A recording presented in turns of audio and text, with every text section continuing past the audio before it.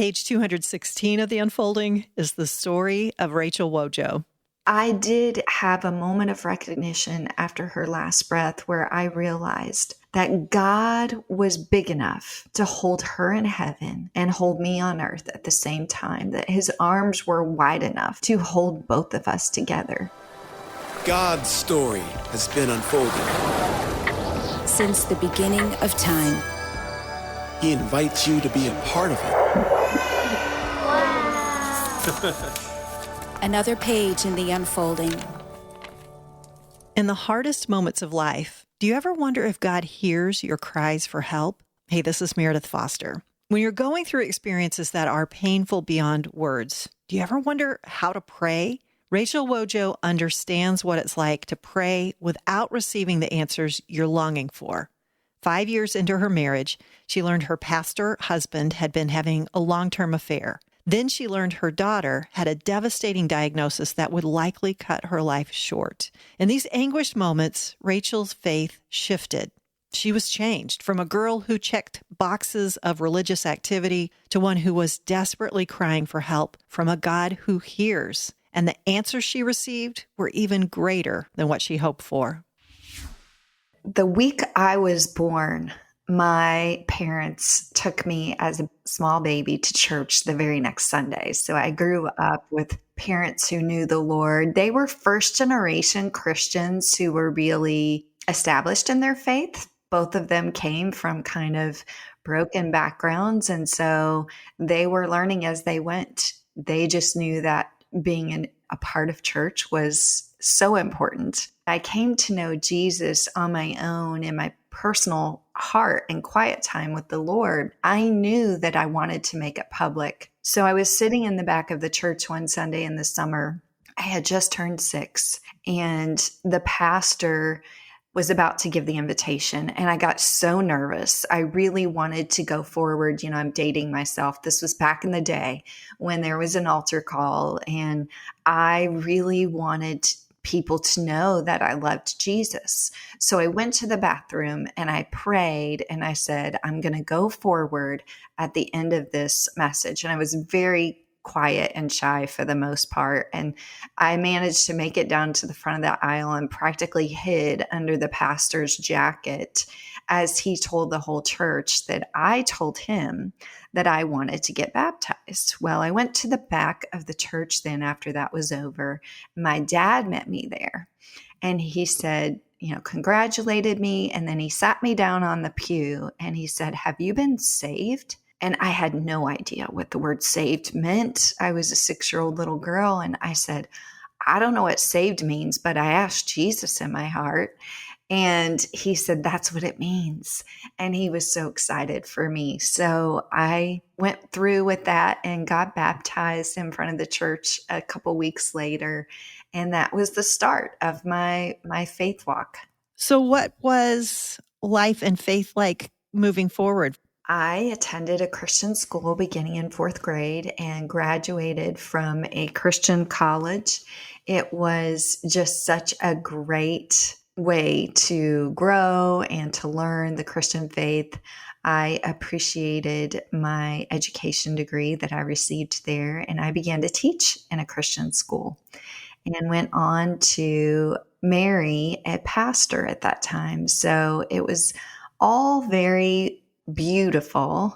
I will say that not a lot of bad things happened to me during that time. It all would seem very picture perfect. I was sort of a check-off list Christian where I knew what I was supposed to do and I did it. And a lot of what I did was just about doing the right thing. It wasn't necessarily a position of my heart.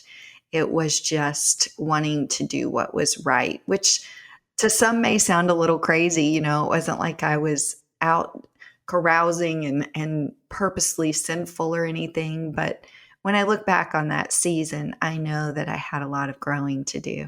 When did that checkbox kind of girl get rattled? I had been married for 5 years and had a little girl who was 3 years old when I discovered that my pastor husband had been having an affair for 4 of the 5 years that we were married.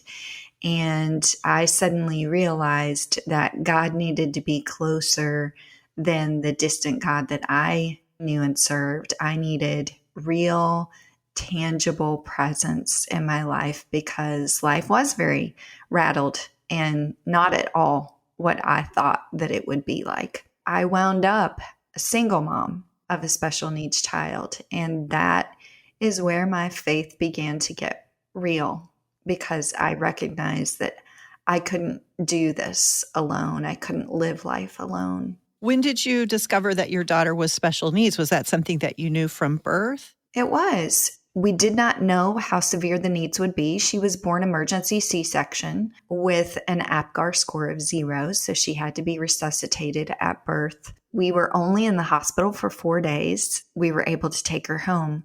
So she did not pass her hearing test, and they told us there is something up with this. We need to investigate further. And it took a very long time. Mostly she was tagged with having developmental delays. And very early on, most folks who have a special needs child will understand this. It's really hard for the medical team to give a diagnosis when a child is growing so quickly in those early developmental years. And so they look at all the symptoms and they try to figure it out. But when you're struggling with the reality of the symptoms and trying to piece it all together, it can be very challenging, not just for the parents, but for the medical team. We did not receive her diagnosis until she was age 4. By that time, God had brought my Matthew into my life. We have now been married for over 24 years. We're almost into our 25th year of marriage. But at that time, we didn't know, and we received the diagnosis ultimately of a rare metabolic disorder called mucopolysaccharidosis. It is a lysosomal storage disease, a genetic disorder that ultimately results in neurological degeneration. Every cell of the body, every nerve connection is destroyed. When we received that diagnosis and I was trying to sort out my faith, honestly, I was pretty mad at God. Now, thankfully, I did not want to miss church. I knew that there was a piece of me that had to be in church. I just credit my parents for bringing me up in knowing how important every Sunday was and setting aside that time. So even when I was mad at God, I still showed up at church and he ministered to me and spoke to me. So I'm so glad that I had that routine and that just instilled in me to be there even when I was upset with him. So, and you're talking about being mad at God. I think sometimes we don't want to admit that we are, but I think all of us experience something that makes us angry with God for allowing something, for not intervening, for not answering a prayer. You had already experienced realizing that your husband was having an affair. That was a disappointment. What was your relationship with God like as you walked through that? It grew my faith because I really decided, okay, I need more than just the faith of my parents. I'm only 27 years old. I ultimately recognized in that moment, this is a choice to live for the future. And how do I do this? And I just knew that I needed God. I did not physically or mentally or emotionally have the strength or capacity to operate on my own. And so I knew I needed the Lord. As a single mom with a special needs child, I can't imagine trying to walk through that season without God. And even though I was angry at him, I took it to him. And that's the cool thing about our God. He can handle our emotions. He can handle when we're angry at him. His grace is bigger than our issues. And so I'm so thankful that I did not turn my back on him. I wouldn't say I ran towards him for a while. I sort of stiff-armed him where I wanted him close enough to where he was there if I needed him, but far enough away because I was angry at him.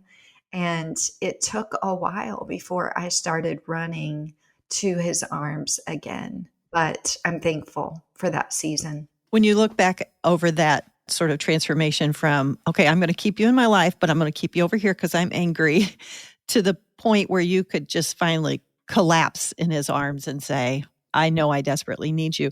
Do you remember any moment along the way where that changed, or was that just a gradual process for you? I do think it was a gradual process, but I also know that the year 2000 just rocked me in so many ways.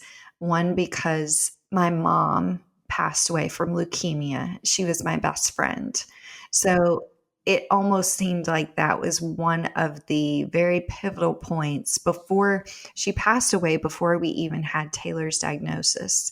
And I'm so grateful that I often think that was God's grace on my mom to take her to heaven before she had to live on earth with that diagnosis for my Taylor girl, because I think it just would have broken her heart. I'm not a grandma yet, but as I look at my friends who are grandmothers, I just feel like that would have ripped my mom's heart right out. And so I'm grateful for that. But it really was pivotal for me to turn to the Lord when my mom passed away, because she was such a matriarch of our family and probably the strongest Christian I have ever known. Wow, just hearing you describe, I mean, I'm picturing that year for you. I have gone through a divorce, special needs daughter, don't know what's going on, losing your mom, closest friend, and really maybe strongest person of faith that you were close to. It's so much. The word that keeps coming to mind is desperate, that you would be just desperate for Jesus. I can understand when you get to that point, you can't even waste energy stiff arming anymore.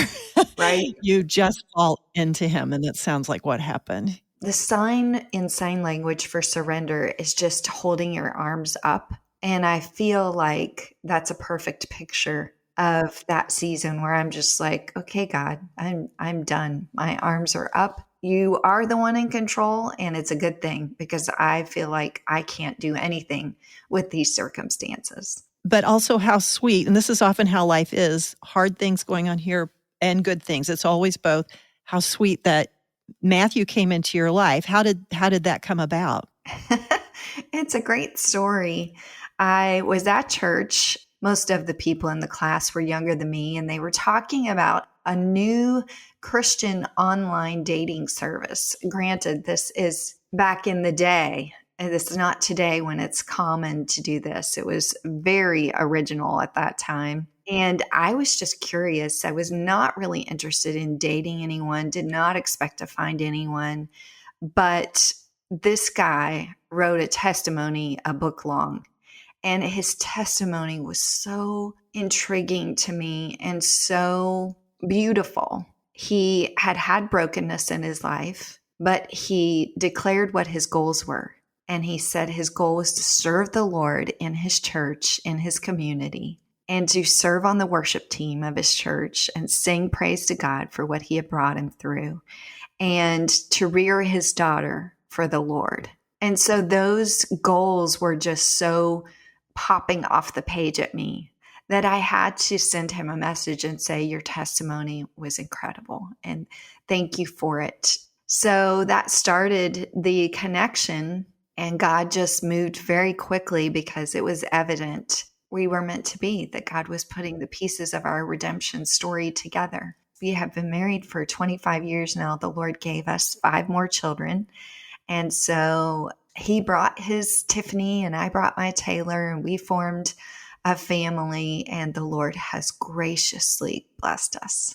Weaving your redemption stories together, I'm sure now as you look back on that, how important it was to have that team as you were going to become aware of what was going on with Taylor. When you are given a diagnosis, there is just so much that goes through your mind. Any kind of diagnosis for a family member, for yourself, your brain just starts to rattle with questions, and you wonder, is this for real? Am I living in a dream? There's just a time period where it takes a little bit to actually soak in that this is real. And so that was the case for me. It did take some time. Interestingly enough, my husband was the opposite. He is a medical professional. And I remember when he came home from work, the day that I shared the diagnosis with him, he just laid down on the bed and sobbed, because as a nurse, he was a nurse at the time, he's a nurse practitioner now, but he knew those symptoms.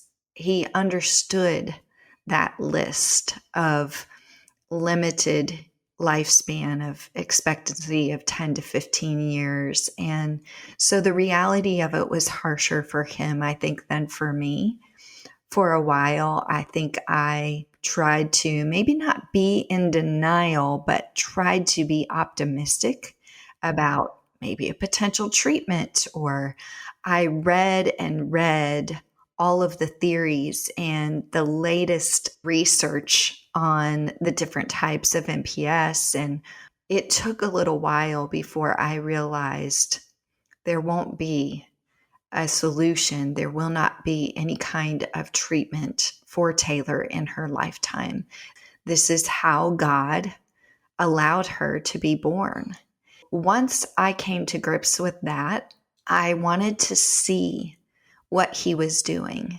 And I think, Meredith, you'll attest to this. God doesn't always show us what he's doing at the time, right?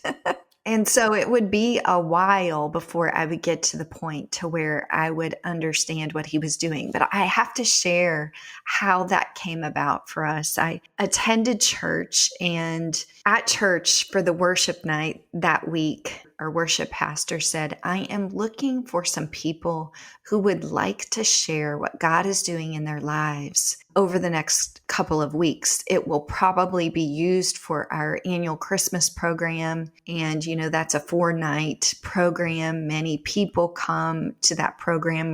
We really want to make sure that people know about Jesus during that time. And so if you have any kind of story that you would like to share, you feel led, then please email me.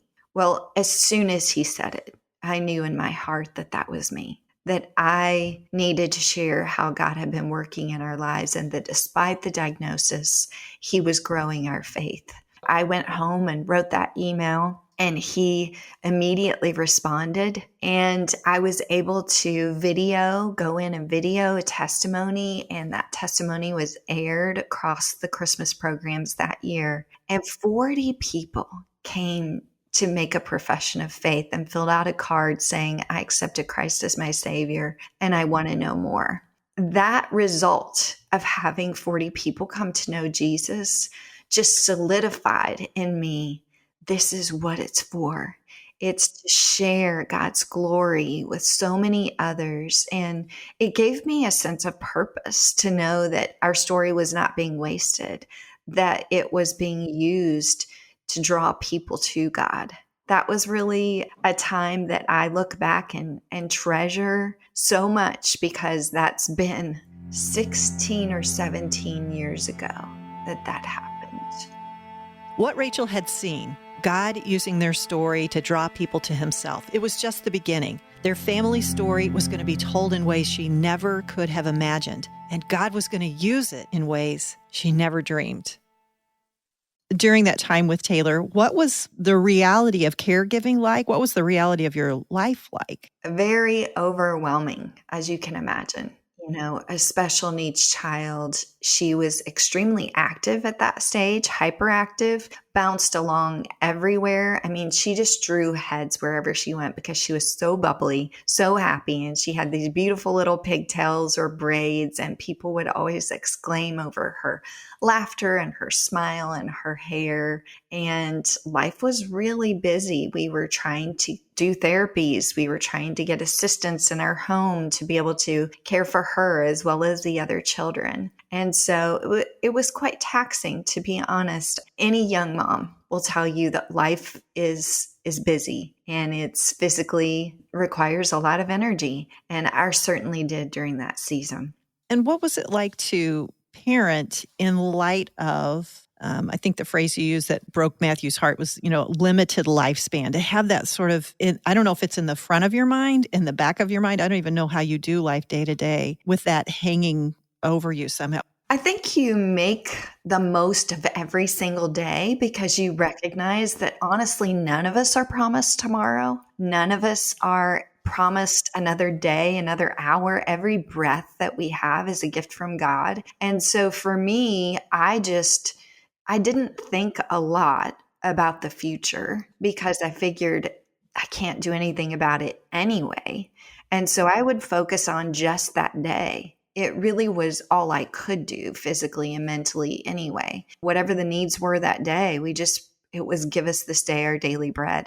That was really how we were living. And God used so many people and so many organizations to help us in that season, whether it was with, making family memories, or whether it was just giving our children joy and laughter, moments of fun. I think that's so important when you're facing grave diagnoses, to really embrace joy as much as possible. As you mentioned earlier, it's not an either or. It's best when you cling to both at the same time. And my husband has an awesome sense of humor. And so I'm so grateful for that, because there were many times where we wanted to cry, but instead he would say something that just made us all laugh instead. And it was a beautiful thing. It really saved us from causing ourselves more sorrow than we really needed to. At what point did writing your story, you shared it on that video, you saw how God could use it that way. When did you begin to think about writing? Yeah, I started a blog, and I started in 2009. I believed that the Lord was calling me to write, and I was a very slow writer. I didn't know what I was doing. I had no clue. This will tell you, it was a blogspot blog. So I'm dating myself once again, but it's like back in the day of the internet, right next to MySpace. And so, yeah, I started to write, and I didn't know what God had in store for me. I had no idea. I also did not know that God had gifted me with a very strong intuition towards technology. And so writing code and, figuring out a WordPress HTML blog, and, all of those different things that you do online technology wise that need to take you to the next step and the next step.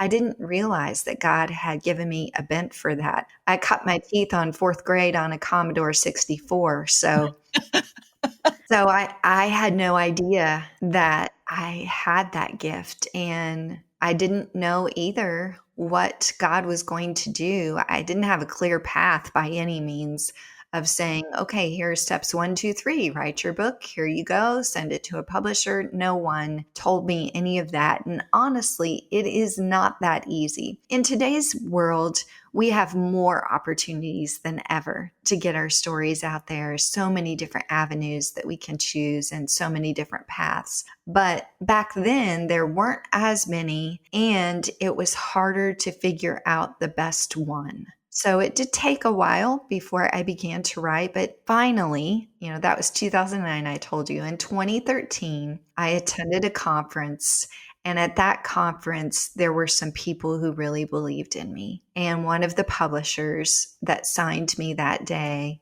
we released a book in 2015 called One More Step, Finding Strength When You Feel Like Giving Up. And it was a book about perseverance. I don't recommend writing a book on perseverance, because that means you have to actually live out that message. So if you ever feel like giving up, you're like, oh, wait a minute, I wrote a book about that. I guess I can't do it. Gotta do it. Oh, mercy. But you were living it anyway. I mean, you were already in a life that required perseverance in your faith. So God to use that. Yes, God graciously gifted me with that opportunity. It's interesting, though. I've had people say, fast forward now, we're all the way in 2024. And so that means it has been 9 years. That book released in October 2015, and it's been 9 years, and I'm now releasing a second traditionally published book. And so I've had people ask, why were there so many years between your books? As if I were just twiddling my thumbs during that time, right? God had other things for me to do during that season.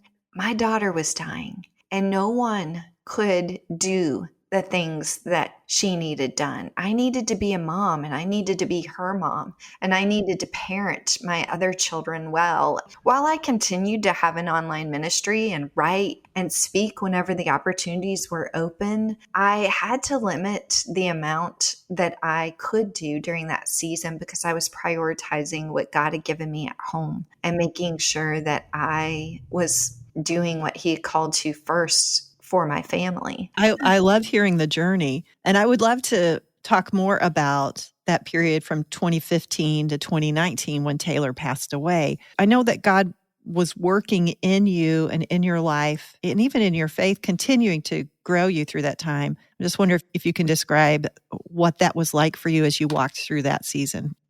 Yeah, that's a really great question, Meredith, because not many people have asked about that season, and it was a very difficult season. Every day, waking up to take care for a special needs child, as well as try to keep up with the rest of our busy, happening household of children and giving them a joyful childhood in spite of what they were seeing in their sister at home as she gradually lost skill after skill.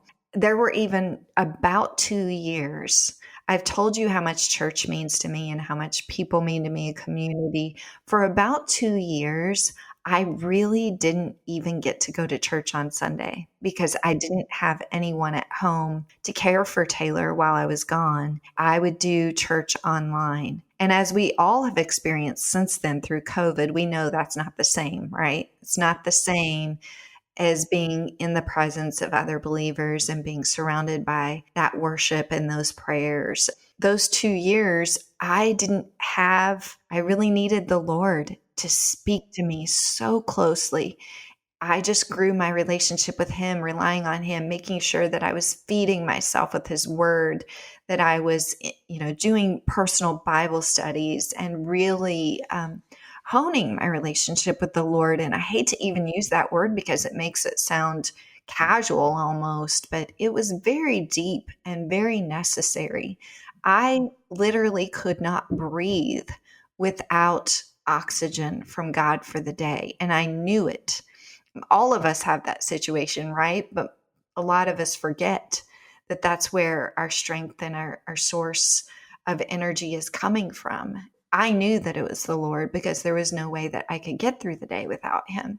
And I think that those 2 years, especially the last 2 years of Taylor's life, were such a growing time for me to intimately know God, know how He speaks, recognize His voice, and just be able to snuggle up to Him, not just run to Him, but cling to Him and just put my head on His chest and ask Him to hold me, to bring healing into our lives. So I appreciate that you're not afraid to dive deeply into that season, because I look back on it very fondly, even though it was excruciating. I am so thankful that I've been in the most desperate spaces, and I wouldn't want it any other way other than to know God and know His presence. Thank you for sharing that. I know that it's probably a difficult season to think about and talk about, and yet all of us will find ourselves in some version of that at some point in our life. Sometimes we develop a posture of doing anything we can to avoid that kind of excruciating pain.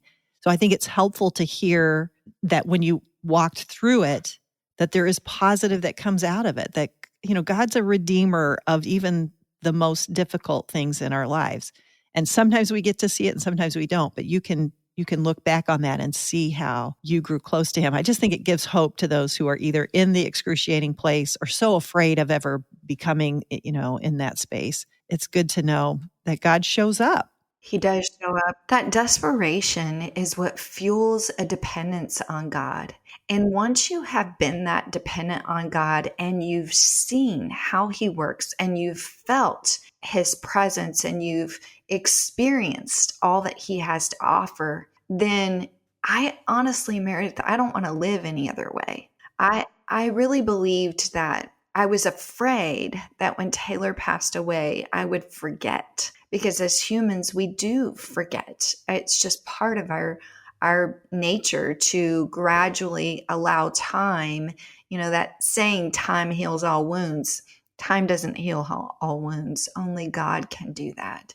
But time does make us forget because we're human. And I was afraid that I would forget what it was like to be completely dependent on God. Taylor kept me tethered to Jesus. And so I'm so grateful to tell you that those seasons were so fortifying that I have not forgotten. Taylor's been in heaven since 2019. We're at 2024. And I am telling you, I need Jesus just as much today as I did every day that we went through in 2017, 18, 19. And I'm so thankful that I know that. And that knowledge has not left me. The lessons were ingrained. It's the refiner's fire.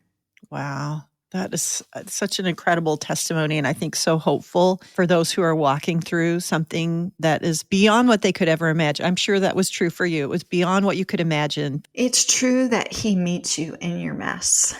It's true, and I can attest to it. And he shows up in so many amazing ways. The problem is we don't often see them because our eyes are clouded over either by tears, or we just don't have the vision to see his perspective. And, you know, there are some things that we are never going to be able to understand in our finite minds.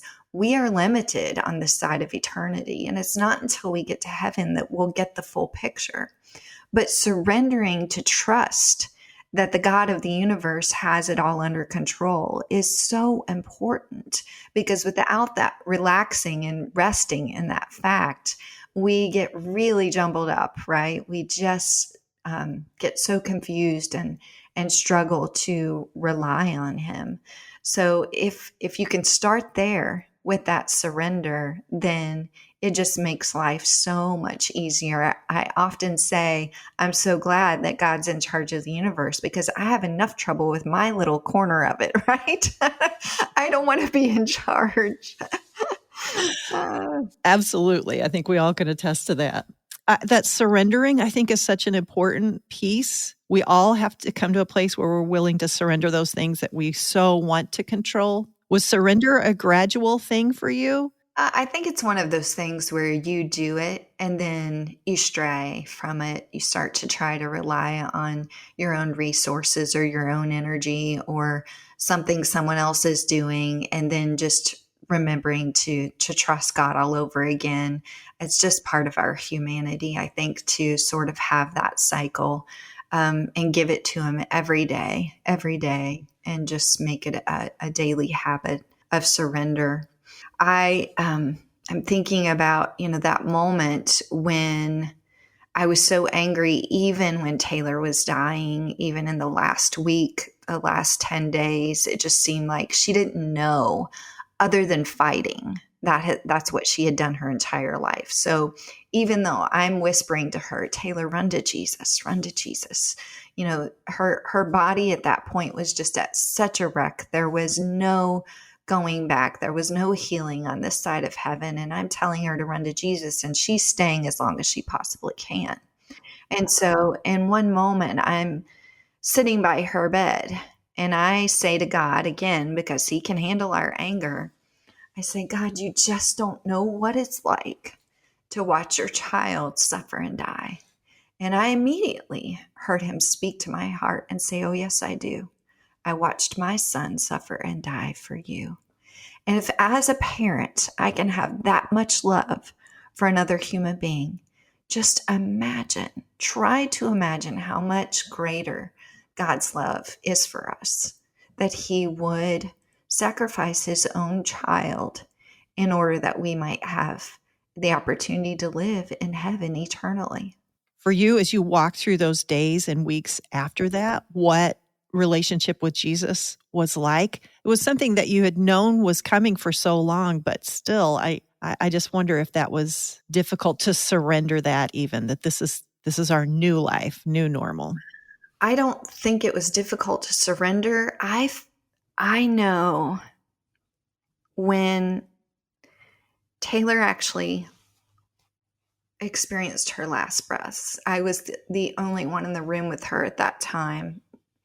And I asked the Lord to just bring a peace and for us to understand what was happening, for us just to be able to sit in it and understand it. And so I would like to say that the room was filled with angels and I saw heaven open, and that's not what happened at all. But I did have a moment of recognition after her last breath where I realized that God was big enough to hold her in heaven and hold me on earth at the same time, that his arms were wide enough to hold both of us together.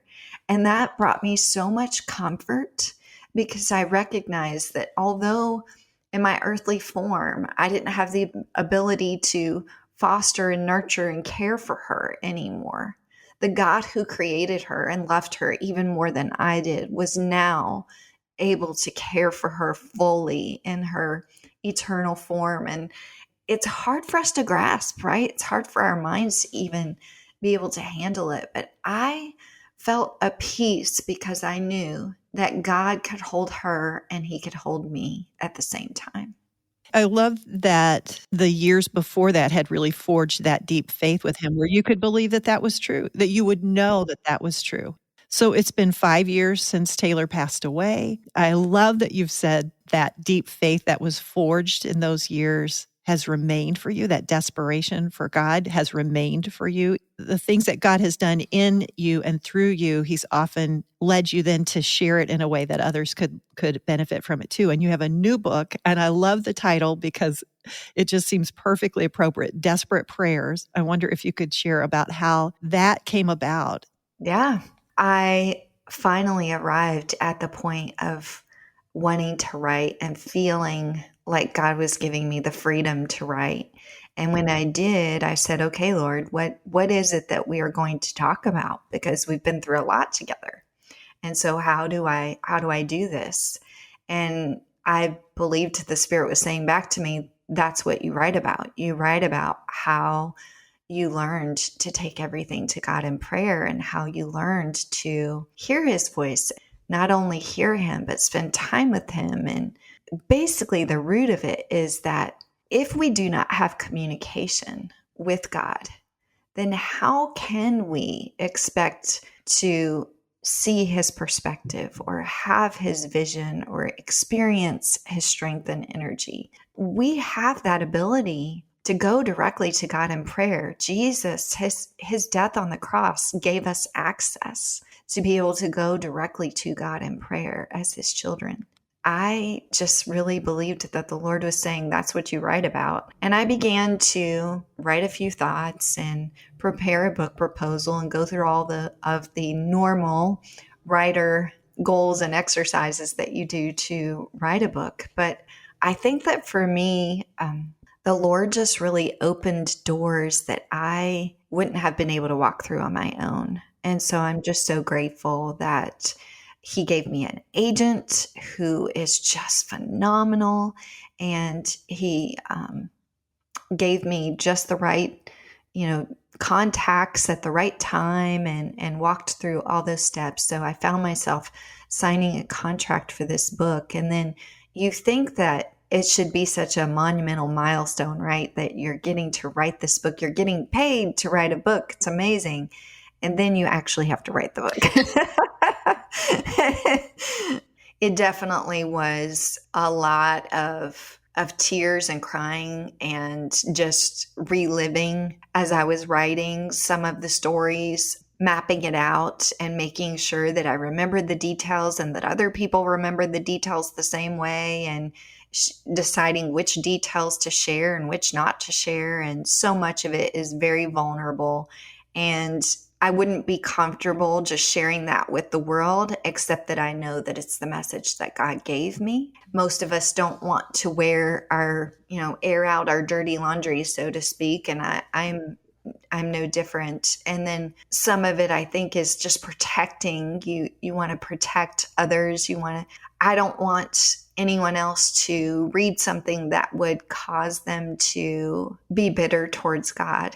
And so just really asking the Lord again while I was writing the book, desperately praying to write a book on desperate prayers to make sure that it is the message that God wants people to have in their hands, and that it's helpful, and that it is just encouraging and equipping and empowering to understand that we really have the ability to talk to the God of the universe, and he wants to talk back to us. And that is a power that is beyond what we can even understand. Would you be willing to pray as you're sharing that? I'm thinking about someone who is in a place where they feel desperate. Maybe they're angry with God, or maybe they're just simply overwhelmed. Prayer is just something that seems so foreign to many of us, so they don't have a history of conversation with God. I just wondered if you'd be willing to pray for somebody who is in that space. I would love to do that. Lord, thank you so much for this time as we have talked about so many things that you've done in my life, Lord, and I can't even begin to express how grateful I am for your love and for your grace and for your mercy. And so I ask for the one who is struggling right now, who listened to this podcast and said, I don't even understand how that woman is alive. I don't understand how she's upright and breathing after watching her child suffer. I think I would just die. And Lord, I'm here to testify that you are the one who put breath in my lungs. And I did not die when Taylor died, but you have a plan for me on this planet. And for the one who's listening now, you have a plan for them. You have a purpose for their life. And as long as they are breathing, life has meaning. As long as their heart is beating, you have a purpose and a plan that's greater than what we can even ask or imagine, what we can wrap our heads around. And so I plea on their behalf that you would give them just a glimpse of your perspective, a glimpse of eternity, a glimpse that would show them that just in the little moments of every day, you are working and you love us and you want to do everything for our good and your glory, and that those two things are never separated, but always together. I ask for that one who is struggling right now to run towards you, that you would just give them a compelling from the Holy Spirit that would send them straight to your arms, that they would surrender and begin the journey of learning how to trust you more day by day. I pray this in the name of Jesus. Amen.